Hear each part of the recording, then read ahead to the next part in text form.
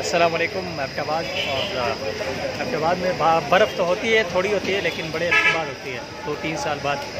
Last time मुझे याद है 2016 में हुई थी, और उससे 15 में, और उससे पहले हुई थी 2005 में, ज़्यादा हुई थी 2009 में भी हुई थी।